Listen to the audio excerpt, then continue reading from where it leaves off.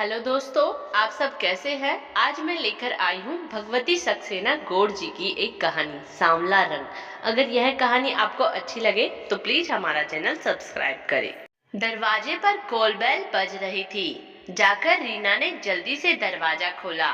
सामने महिमा पुलिस की वर्दी पहने खड़ी थी, आईपीएस का बैच लगाए। आज उसको पहली बार वर्दी में उसकी आंखें भर आई। रीना ने खुश होकर कहा, वाह, तुम्हें यूं देखकर मैं प्रसन्न हो गई। Surprise visit. घर में सब ठीक है? कल ही आई हूँ। होली मम्मी पापा के साथ मनाने आए हैं हम लोग।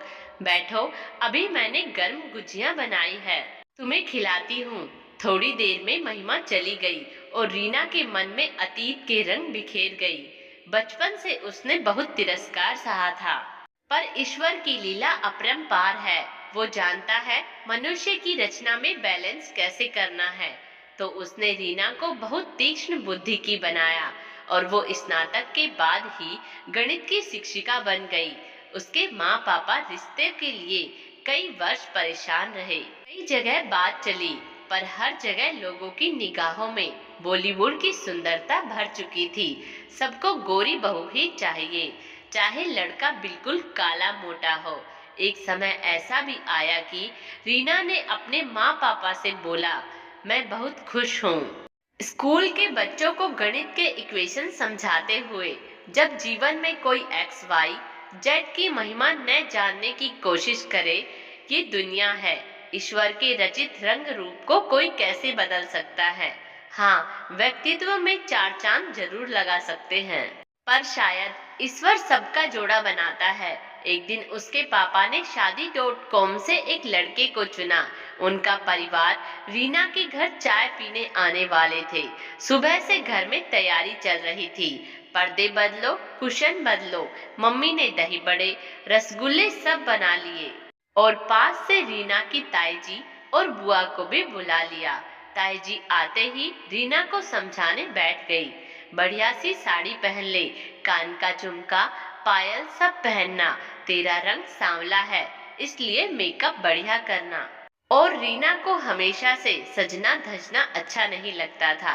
तभी ताई जी बुआ की लड़की करिश्मा से बोली, सुन बेटा, तू आ तो गई है, पर उस समय पीछे वाले कमरे से निकलना नहीं।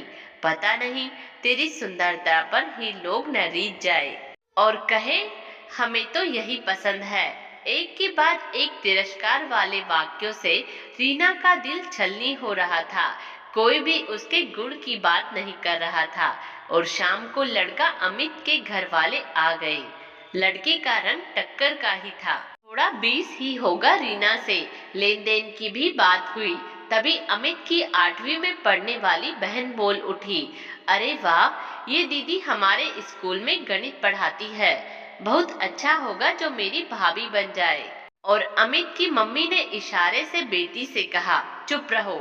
अमित, आप लोगों ने पहले नहीं बताया कि ये जॉब भी करती है। हाँ जी, हमने सोचा पता नहीं आप लोग पसंद करेंगे या नहीं। अरे बढ़िया है, पर ये समझा दीजिएगा नौकरी करे, पर घर की जिम्मेदारी भी पूर्ण करना पड़ेगा। रिश्ता पक्का हो गया। रीना की शादी हो गई। साल भर बाद ही वो अस्पताल में थी। डॉक्टर ने उसको होश आने पर बताया, लक्ष्मी आई है, झूले में सो रही है।